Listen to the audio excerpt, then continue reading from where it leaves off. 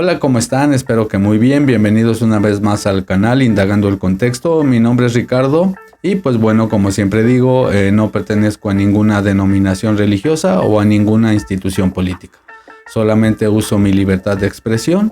Soy un estudiante de Torá, de Biblia hebrea y de Nuevo Testamento. Y bueno, expongo lo que vamos aprendiendo y cada quien al final saca sus propias conclusiones. Como vieron en el título, vamos a tocar hoy el tema de Colosenses 2:16. El pasaje de Colosenses 2:16 ha sido y aún es objeto de debate y malinterpretación en algunos círculos religiosos, principalmente círculos cristianos, especialmente en lo que respecta a la observancia de la Torá y a las tradiciones religiosas de las casas farisaicas de primer siglo. Este pasaje, sin embargo, adquiere un significado más claro cuando se hace una correcta exégesis y hermenéutica, y así se examina a detalle en su contexto histórico para así poder comprender a profundidad y de manera correcta los puntos clave de estos textos.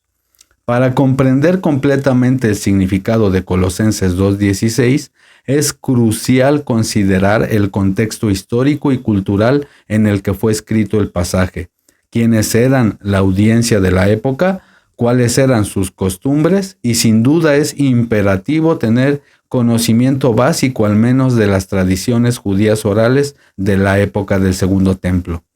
Colosenses es una carta escrita por el apóstol Pablo a la iglesia en Colosas, una ciudad de la región de Frigia en el Asia Menor, durante su encarcelamiento en Roma alrededor del año 60 después de Cristo. En el contexto histórico de la época en que fue escrita la carta a los colosenses, el judaísmo religioso de la era post-exílica estaba marcado por una multiplicidad de tradiciones que se adoptaron en el periodo intertestamentario, es decir, entre la salida de Babilonia hasta el siglo I.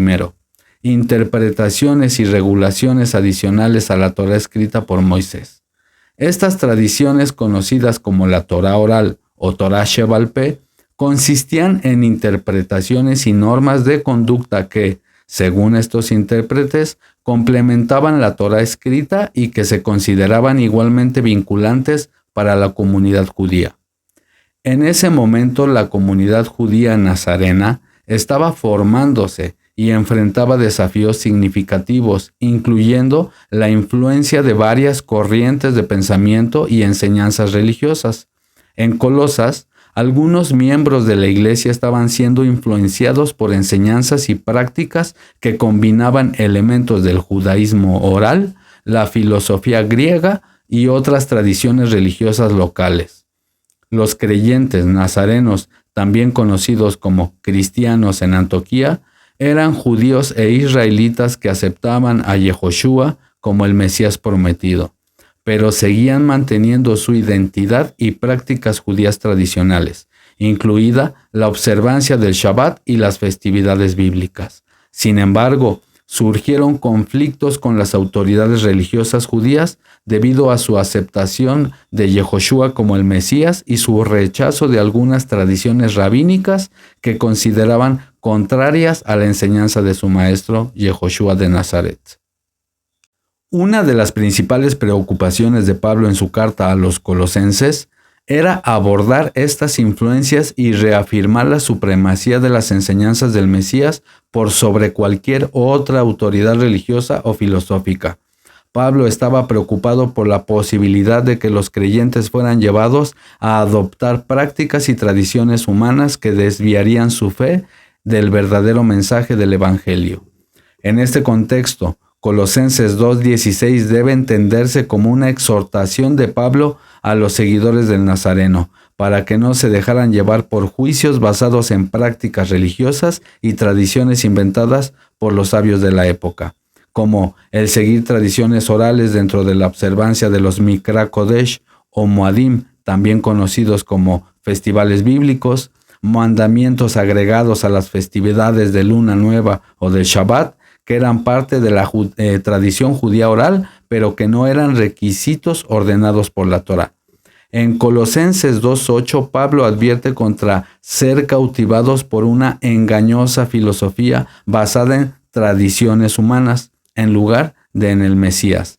Esta advertencia establece el contexto para comprender el versículo 16, donde Pablo continúa enfatizando la importancia de no ser juzgados por prácticas religiosas externas.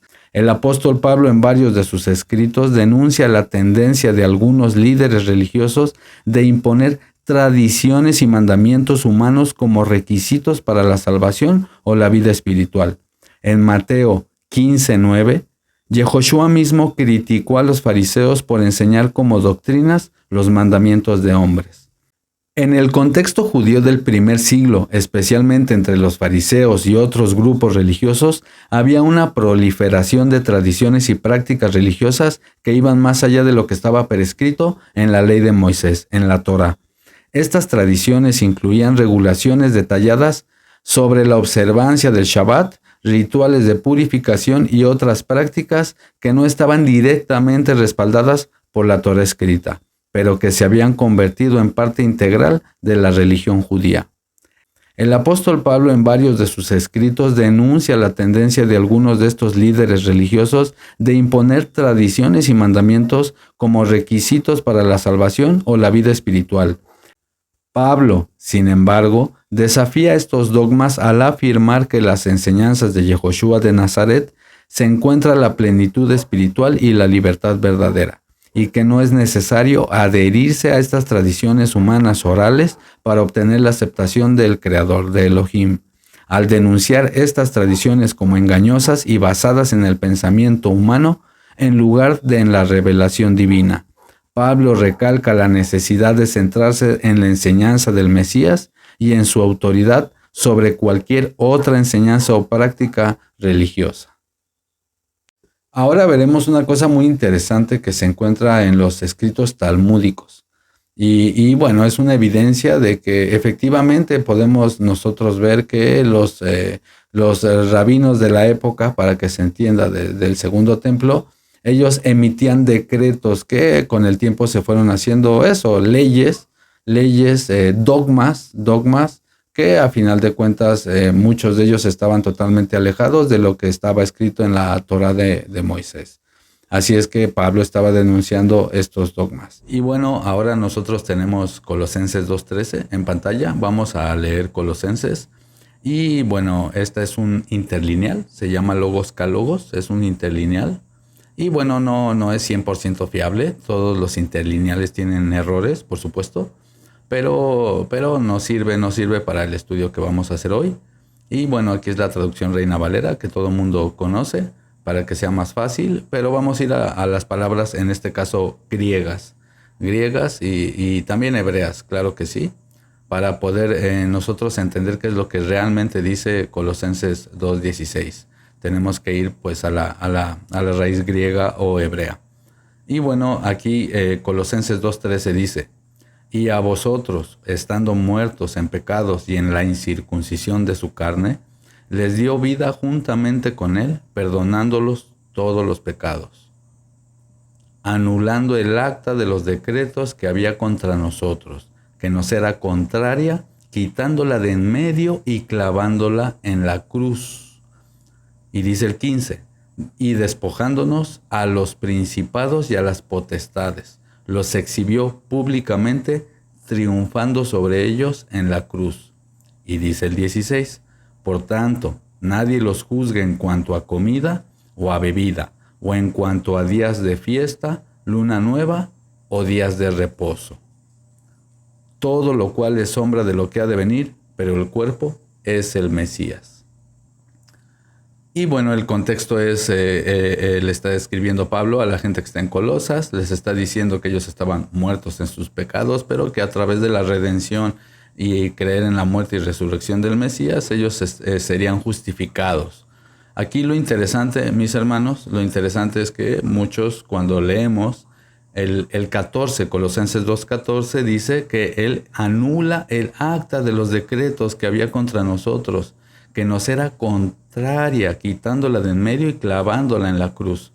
Y bueno, muchos argumentan que aquí el Mesías estaba anulando la Torá, o anulando los decretos de la Torá, por no cumplir los mandamientos y por transgredirlos, porque nadie los puede cumplir. Eso es lo que argumentan algunas personas. Entonces el Mesías lo que estaba haciendo es en la cruz clavando el acta de los decretos de la Torá. Pero aquí hay algo muy interesante, mis hermanos. Vamos a ir al texto griego, mis hermanos, y como pueden ver aquí abajo, en donde dice el acta de los decretos, aquí dice esta palabra griega, mis hermanos, dice hierógrafon, y es un escrito a mano, un manuscrito. Aquí dice algo escrito a mano, un manuscrito, un bono legal, un tema legal. Eso es aerógrafos. Y después dice aquí, mis hermanos, donde dice el acta de los decretos. De hecho, mis hermanos, aquí están viendo la palabra, y esta es la palabra dogma, hermanos.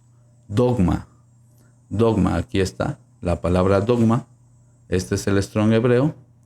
Y fíjense, es un edicto, un acta, un dogma, que viene de la palabra doqueo. Y fíjense, aquí dice, por ejemplo, parecer bien, considerar, crecer, permanecer. Por ejemplo, en el diccionario de la filóloga Judith Targarona Borrás, ella traduce esta palabra como decisión, como pueden ver en pantalla, resolución, edicto, ley, persecución. Y si pueden ver en la palabra arriba, donde dice gezerá, es la palabra hebrea gezerá. Esa palabra es la que vendría siendo este dogma, esta carta, esta gezerá, que es esta resolución, este edicto, esta ley. Se le estaba dando una utilización, según esta filóloga, en primer siglo, en el sentido de si un decreto, una ley, un decreto real, por decir así. En este caso sería un decreto rabínico. Y entonces nosotros volvemos a pantalla, podemos ver aquí, mis hermanos, regresamos y leemos Colosenses 2:14, dice, anulando el acta de los decretos, el acta de los dogmas, hermanos. Aquí está otra vez la palabra dogma. Nosotros, por ejemplo, podemos buscar doctrina, el dogma, la doctrina. Pueden buscar en Google y vamos a ver la definición de dogma. Y bueno, ahora vamos directamente, por ejemplo, al diccionario de Wikipedia. A ver qué nos dice. Dogma, creencia o principio cuya validez se da por sentada, sin ulterior discusión en un determinado contexto. Precepto en especial de carácter moral consagrado por una autoridad competente en la organización de carácter religioso. Creencia esencial o fundamental de una religión. Esa es la definición de dogma, hermanos. Un decreto, una ley creada por alguien que se impone como una verdad absoluta. Entonces nosotros empezamos a darnos una idea de qué es esta acta de los decretos. Porque aquí dice que el Mesías anula el acta de los decretos que había contra nosotros, que nos era contraria, quitándola de en medio y clavándola en la cruz. Ahora vamos a Efesios 2, vamos a leer desde el 14. Estamos en Efesios 2:14 y bueno, aquí dice, porque Él, el Mesías, hablando de Yehoshua, es nuestra paz, que de ambos pueblos hizo uno. Por cierto, pongo paréntesis, tengo un video en el canal sobre las dos casas de Israel, la casa de Judá y la casa de Efraín. Quien guste puede buscarlo. Y está muy interesante porque yo argumento que la unión de las dos casas sucedió en primer siglo. Se dan ahí las evidencias, pero bueno, vayan y saquen sus conclusiones. Cierro paréntesis. Dice, porque Él es nuestra paz, que de ambos pueblos hizo uno, derribando la pared intermedia de separación. Y sigue diciendo, el 15, aboliendo en su carne las enemistades, la ley de los mandamientos expresados en ordenanzas para crear en sí mismo de los dos un solo y nuevo hombre, haciendo la paz. Y dice el 16, y mediante la cruz reconciliar con el Creador a ambos pueblos, Judá y Efraín, en un solo cuerpo, matando en ella las enemistades. Pero bueno, lo que nos compete hoy es justamente que él en Efesios 2:15 dice que el Mesías está aboliendo en su carne las enemistades, la ley de los mandamientos expresados en ordenanzas.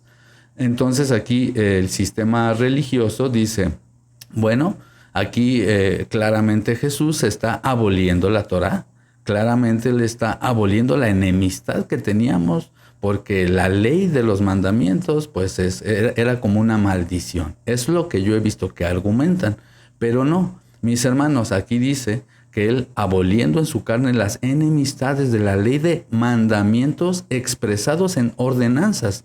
Ni siquiera aparece la palabra nomos de Torah, de ley, sino que aquí, mis hermanos, en la parte de abajo, donde dice los mandatos, aquí estoy marcando los mandamientos mostrados o hechos en decretos. Y es esta palabra que está aquí. Y adivinen qué palabra es, hermanos. Dogma. La palabra dogma otra vez. Y la palabra dogma, vamos a ver su raíz verbal, hermanos, es doqueo. Doqueo que tiene que ver, mis hermanos, como ven en pantalla, imaginar, parecer bien, considerar, creer, pensar.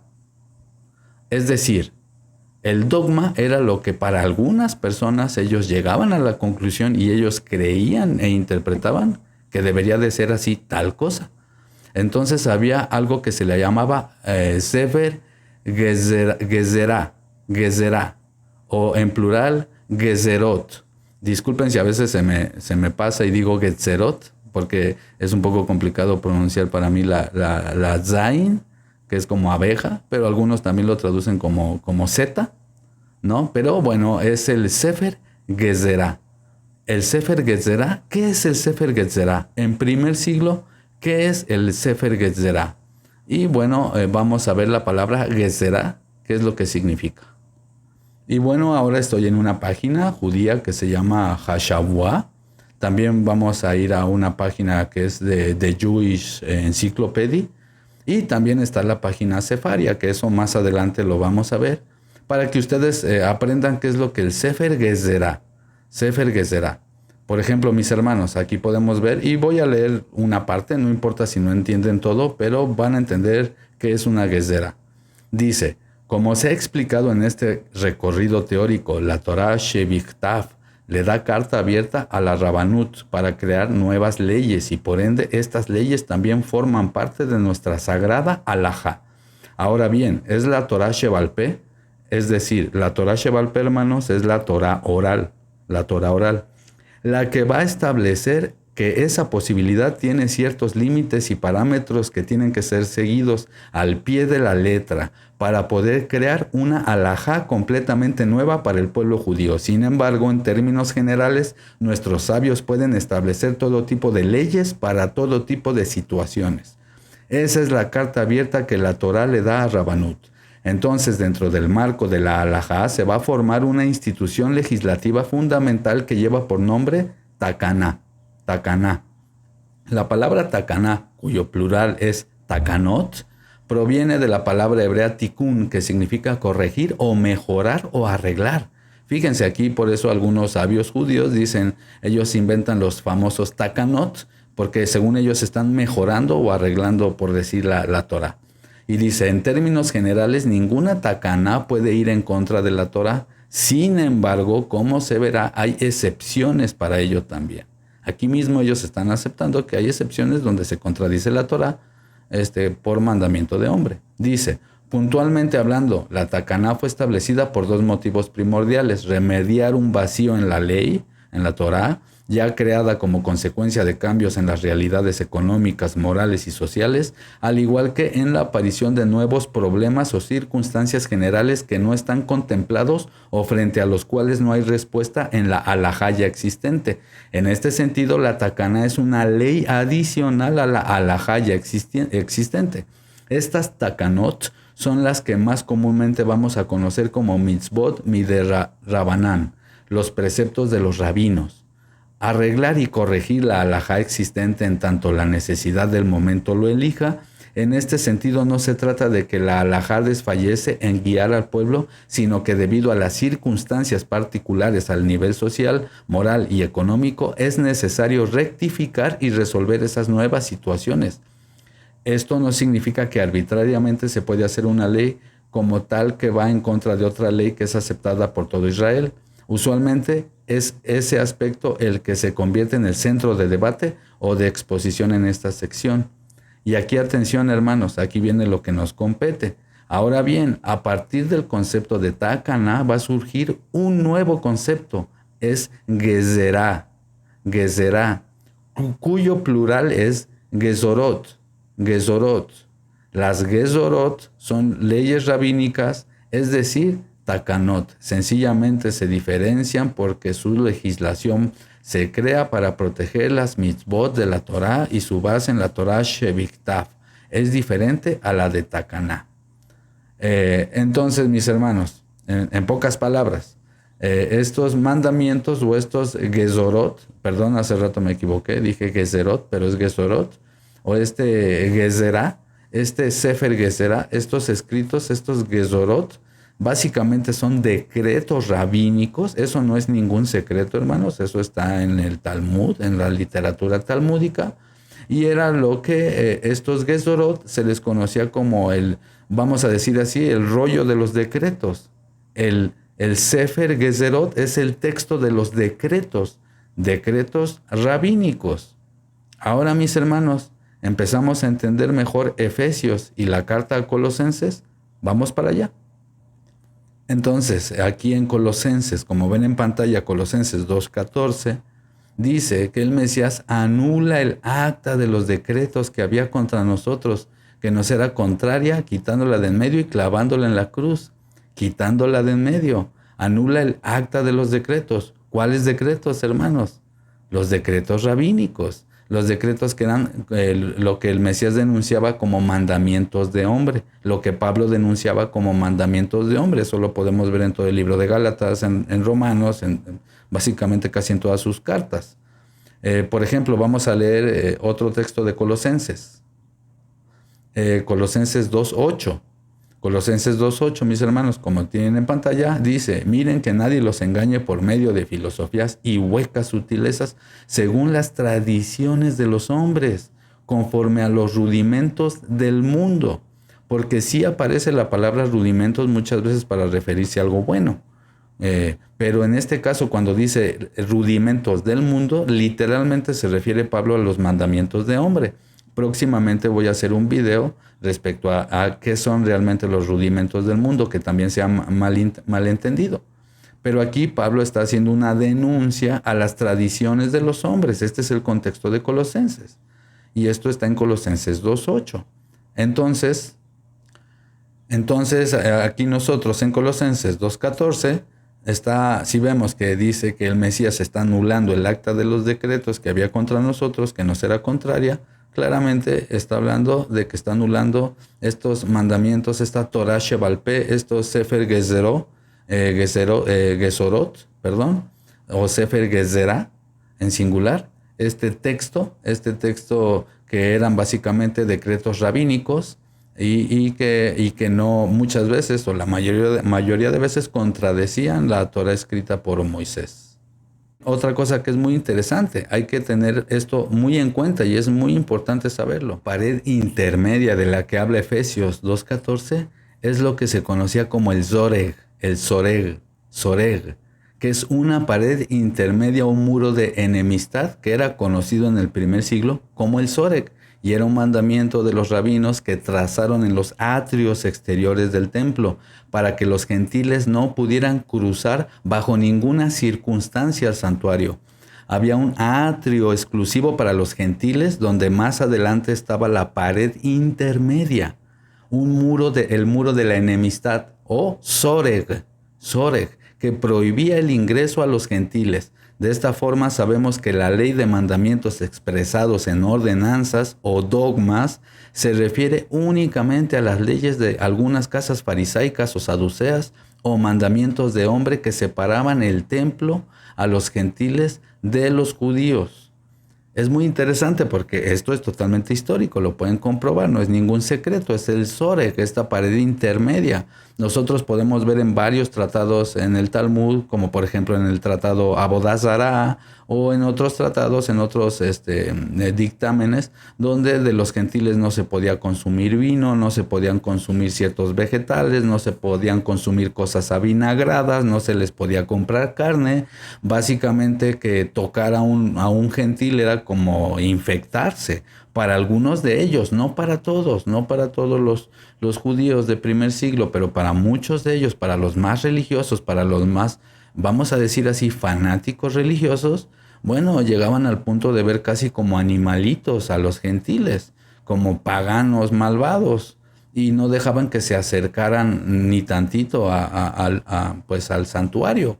Que ojo, tampoco es que se iban a estar brincando allá dentro del Mishkan, ¿verdad? Sin embargo, sí pusieron mandamientos de hombre que ellos argumentan que son como para darle un cerco a la Torá y para que nadie la transgrediera. Entonces es una paradoja, porque según ellos, por proteger un mandamiento de la Torá, acababan agregando más mandamientos encima del mandamiento y al final de cuentas ellos transgredían el mandamiento de la Torá al supuestamente hacerle un cerco para que nadie lo transgrediera. Esto hasta pareció un trabalenguas. Pero es verdad, ellos ponían mandamientos alrededor de mandamientos para que supuestamente el mandamiento no se rompiera. Pero ellos, al poner otros mandamientos que no dice la Torá, están técnicamente rompiendo el mandamiento original de la Torá. No tiene sentido si me lo preguntan a mí. Entonces hemos podido ver en Efesios 2:14 y en Colosenses que Pablo para nada estaba hablando en contra por ejemplo, de la Torá, o no estaba diciéndole a los israelitas o incluso a todos los creyentes, pues a todos los seguidores del Nazareno, gentiles, no gentiles, y judíos, israelitas, les estaba diciendo básicamente que ellos no se dejaran juzgar por aquellas personas que guardaban todos estos takanot, todos estos gezorot, todos estos mandamientos agregados de hombre que no dice la Torá. Por eso dice Pablo que nadie los juzgue en cuanto a bebida, o que nadie los juzgue en cuanto a luna nueva o en cuanto a Shabbat y todo eso. Como hemos podido ver, se han dado las evidencias de que aparece en Efesios 2:14 y en Colosenses 2 del 13 al 16, aparece la palabra dogma refiriéndose a esta acta de los decretos que quedó anulada, que el Mesías anuló para que se derribara esta pared intermedia que evitaba que las personas se acercaran al Creador, al Elohim de Israel. Y vamos a leer unos textos de la Mishnah, y de hecho pueden ustedes mismos comprobar en la página, por ejemplo, Sefaria, o en lo que están viendo en pantalla, en los textos de Sefaria y en los textos de las enciclopedias judías, pueden encontrar muy fácilmente las evidencias de que los rabinos obviamente tenían decretos que eran leyes orales y que se le conocía efectivamente como Getzerá, como el acta de los decretos. Y bueno, ahora voy a leer, por ejemplo, en Mishnah Eruvin 10:15. Rabí Shimón dice que este es el principio. Siempre que los sabios permitían algo para ti, te concedían solo lo que ya era tuyo, pues permitían solo actividades que estaban prohibidas por decreto rabínico. Ahora leemos, por ejemplo, Mishnah Eruvin 10:3. Aquel que estaba leyendo un libro sagrado en forma de pergamino en el Shabbat en un balcón amplio y elevado, y el libro se deslizó de su mano hacia el dominio público, puede devolverlo a sí mismo, ya que una de sus extremidades permanece en su mano. Si estaba leyendo en la parte superior del tejado, que es de dominio privado, de pleno derecho, y el libro se deslizó de su mano, siempre que el borde del libro no haya alcanzado 10 palmos por encima del dominio público, el libro todavía puede ser recuperado y ser de su propio dominio. Puede devolverlo a sí mismo. Sin embargo, una vez que el libro haya alcanzado 10 palmos por encima del dominio público, está prohibido devolver el libro a sí mismo. En este caso, solo podrá darle la vuelta para que el lado escrito del libro quede hacia abajo y no expuesto y degradado. Rabí Yehudá dice, incluso si el pergamino se ha removido solo el ancho de la aguja del suelo, puede devolverlo a sí mismo. Rabí Shimón dice, Incluso si el pergamino está en el suelo, puede devolverlo a sí mismo, ya que no hay nada que haya sido instituido como decreto rabínico para realzar el carácter del Shabbat como día de descanso que impide el rescate de escritos sagrados. Es decir, aquí están teniendo un debate entre rabinos de que si se le caía a alguien el pergamino de la mano, bueno, decían que depende en dónde había caído, podría recuperarlo o no recuperarlo, cosas por el estilo. Pero ese no es el tema. Aquí lo que quiero que ustedes vean es que efectivamente está registrado en los textos talmúdicos que, bueno, existe esto que se llama los decretos rabínicos. Es decir, el Sefer Getzerá o el acta de los decretos, el Sefer Getzerá, en realidad es eso. Estamos viendo que son decretos rabínicos que, bueno, después quedaron registrados en la Mishnah, en el Talmud, pero en primer siglo apenas se estaba formando lo que después se conocería como la Mishnah o el Talmud. Sin embargo, en la Mishnah y en el Talmud quedaron registrados los pensamientos de los sabios del periodo del Segundo Templo. Entonces nosotros podemos ver que el Sefer Getzerá, el Sefer Getzerá es el acta de los decretos de los rabinos. Bueno, ahora tienen en pantalla, mis hermanos, la página de Sefaria. Es una página judía que ustedes mismos pueden ir y revisarla. Pueden leer ustedes mismos directamente del Talmud. Y bueno, aquí está el Megilat Ta'anit o rollo del ayuno, que es una crónica que enumera los 35 días en los que se prohibió el ayuno público en reconocimiento de eventos alegres. Entonces es muy interesante, mis hermanos, porque aquí estos textos hablan de ciertas leyes o decretos referente a algunos ayunos, a festividades. Este rollo comenzó a desvanecerse después de la destrucción del Segundo Templo. Purim y Hanukkah son las dos únicas festividades registradas en la obra que todavía se observa hoy en día. Y nosotros ahora van a ver, como pueden ver en pantalla, mis hermanos, podemos ver en el Megilat Ta'anit, mis hermanos, que efectivamente ahí dice Sefer Getzerá. Sefer Getzerá de los saduceos, es decir, el rollo de los Getzerá o de los Getzerot de los saduceos. Es decir, ustedes mismos pueden ir directamente a la página de Sefaria y pueden meterse ahí a Megilat Ta'anit y ustedes mismos pueden buscar esta información.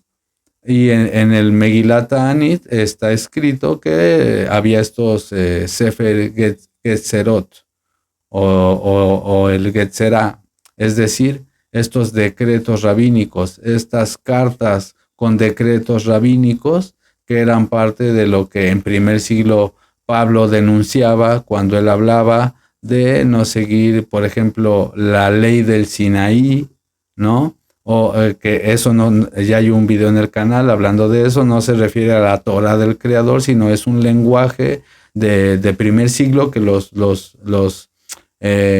los que recibían el mensaje o leían las cartas de Pablo entendían perfectamente de qué estaba hablando Pablo. Pablo estaba hablando en contra de tradiciones orales que no están escritas en la Torah de Moisés. Entonces, básicamente lo que podemos ver aquí, mis hermanos, es una evidencia en el Talmud de que efectivamente existe esto que se llama acta de los decretos. Entonces es muy interesante porque el Mesías lo que clavó en la cruz, el acta de los decretos, para nada tiene que ver, como lo pudimos ver en Efesios, como lo pudimos ver en Colosenses, con clavar la Torah, ni nada por el estilo, sino que lo que él estaba haciendo era clavando esta acta de los decretos de las distintas casas farisaicas o saduceas, que básicamente eran regulaciones que le imponían a la gente y que eran sus interpretaciones de algunos sabios o llamados sabios, y que ellos, basado en sus tradiciones, imponían como reglas que se tenían que hacer. Es por esa razón que en Colosenses podemos ver que dice él que nadie los juzgue de acuerdo en cuanto a bebida o Rosh Hodesh, o bueno, dice luna nueva, literalmente, porque hay muchas tradiciones que ellos habían impuesto para que la gente hiciera en Shabbat, para que la gente hiciera en los Mikra Kodesh, cuando la Torah no exige eso. Entonces, para nada Pablo estaba anulando la Torá, ni mucho menos, simplemente le estaba dejando claro que no fueran juzgados los que ya creían en el Mesías Yehoshua, porque él era su rabí, su maestro. Entonces, en aquel tiempo, digamos, y aún ahora, ¿no? Vemos que eso se hace mucho en el judaísmo, pero si alguien seguía a su rabino, a su maestro, bueno, debería ser fiel a lo que este rabino le enseñaba. En este caso, los que creían o creen aún hoy en día en Yehoshua como el Mesías de Israel, bueno, les toca, ¿verdad? Les toca hacer lo que el maestro dice.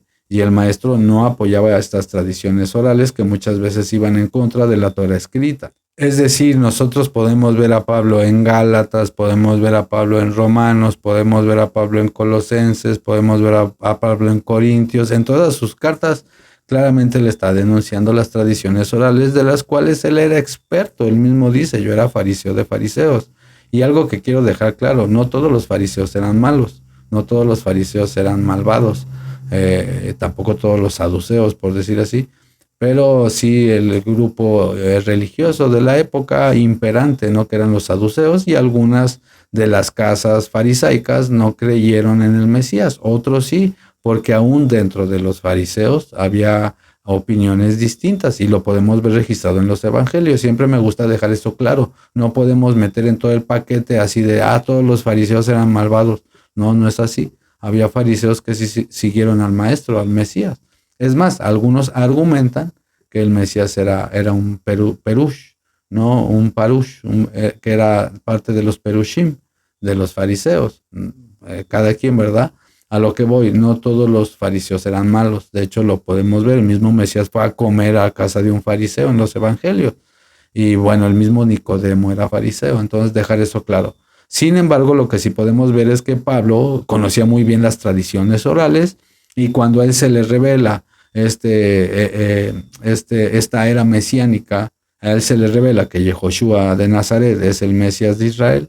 Bueno, en ese momento él deja esas prácticas orales, porque él entiende que al final de cuentas eran cosas que no te acercaban al Creador, sino que muchas veces, lejos de acercarte, te alejaban de él. Porque después de imponer tantas cargas a las personas que se querían acercar al Creador, muchas veces hacían que sufrieran en vez de disfrutar el acercarse al Creador. Y eso lo podemos ver hoy en día, mis hermanos. Hoy en día podemos ver en muchos movimientos, no digo que todos, pero muchos movimientos de raíces hebreas que sí son judaizantes, siendo honestos. O sea, sí quieren imponer tradiciones como si fueran mandamiento. No digo que todos, pero muchos sí, seamos honestos. Entonces, ¿qué pasa? Mucha gente pasa el tiempo, como no entiende lo que está pasando, como son solo cargas, acaban por dejar la escritura.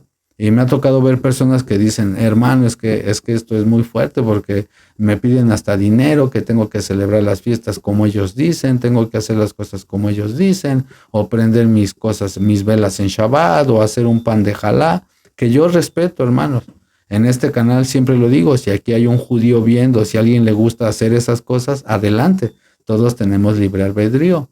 No pasa nada, aquí no es una secta, ¿verdad? Aquí solo se exponen los temas bíblicos y se hacen debates, está bien, el debate en el buen sentido. Sin embargo, bueno, para los que creemos que Yehoshua de Nazaret es el Mesías de Israel, bueno, entendemos que todas estas prácticas en realidad te alejan del Creador. Por ejemplo, imponer a las personas lo que nosotros interpretamos, o peor aún, imponer a las personas tradiciones sin saber que son tradiciones. Es decir, hay mucha gente, más de la que me gustaría aceptar que hay, mucha gente que está enseñando tradiciones rabínicas como si fueran mandamientos. ¿Por qué? Porque ellos tienen en la mente esta idea de que por ser judíos, los judíos, por ejemplo, los judíos hoy en día, vamos a decir así, el judaísmo hegemónico, el judaísmo reformado, el judaísmo ortodoxo, los que más imperan, ese tipo de judaísmo, bueno, tiene muchas prácticas que mucha gente de raíces hebreas, no digo que todos, pero muchos sin saberlo las empiezan a adoptar argumentando que ellos son expertos en la Torá. No digo que no conozcan Torá, pero lo que digo es que ellos ponen por encima las interpretaciones de sus sabios. Es más, muchas de estas personas solamente escuchan la interpretación de sus sabios y son interpretaciones que fueron dadas hace 2000 años. También hay muchas cosas que han cambiado en todo este tiempo, se han descubierto más cosas, y bueno, también aún dentro de la Mishnah y aún dentro del Talmud, no todos piensan igual. Eso hay que tenerlo bien claro. Muchos en raíces hebreas o en cristianismos o en otras religiones, me he dado cuenta que piensan que todos los judíos piensan igual, ¿no? O sea, todos los judíos piensan lo mismo, pero no, nada que ver. Y eso lo vemos registrado en la Biblia y lo vemos registrado en los evangelios y lo vemos registrado en la Mishnah.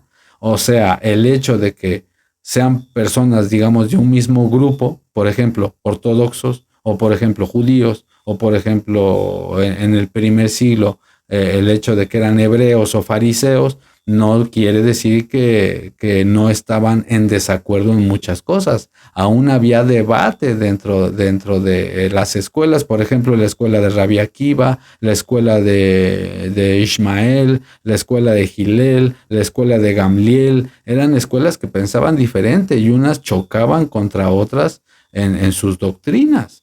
Entonces, bueno, Yehoshua viene y él da una interpretación que nosotros creemos que es la verdadera de los textos hebreos de la Torá, en ese tiempo conocido como Ashrut. Es decir, el Mesías da una interpretación de la Torá y hubo fariseos que sí creyeron en esa interpretación de la Torá, hubo hebreos y judíos israelitas y muchos que lo siguieron, pero hubo otros que no.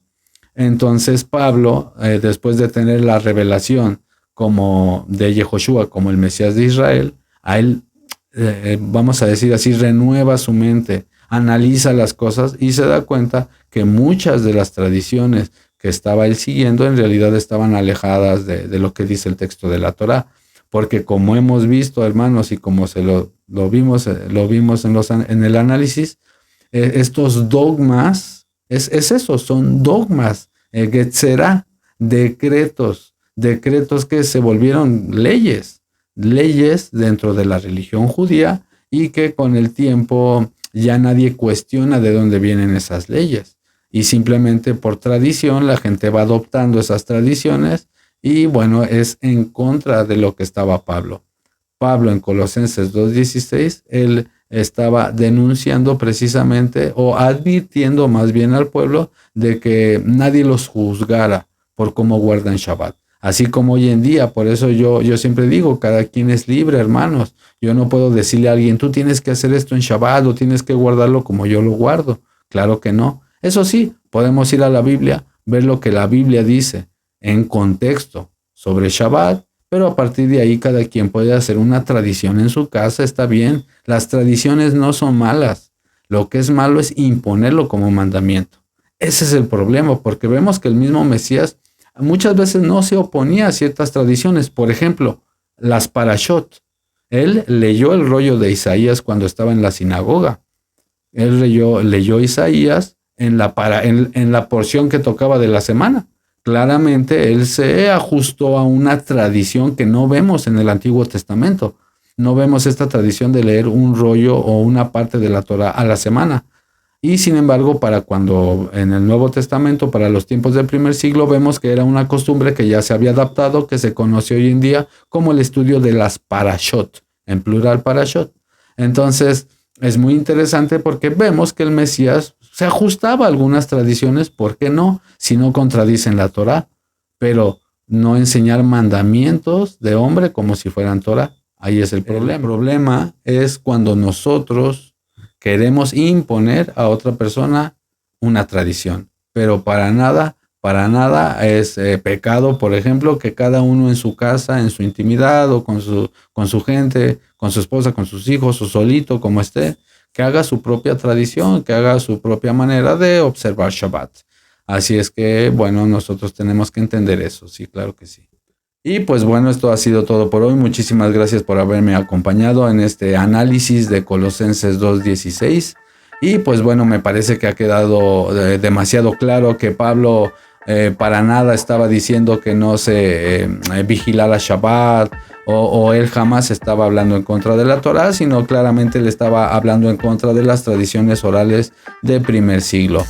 Así es que bueno, sin más, si este video te ha gustado, te ha edificado de alguna manera, si este canal, este proyecto de alguna manera te está edificando, te pido por favor tu suscripción, que te suscribas, que actives la campana de las notificaciones si es que quieres que te avise YouTube cuando salga el próximo video.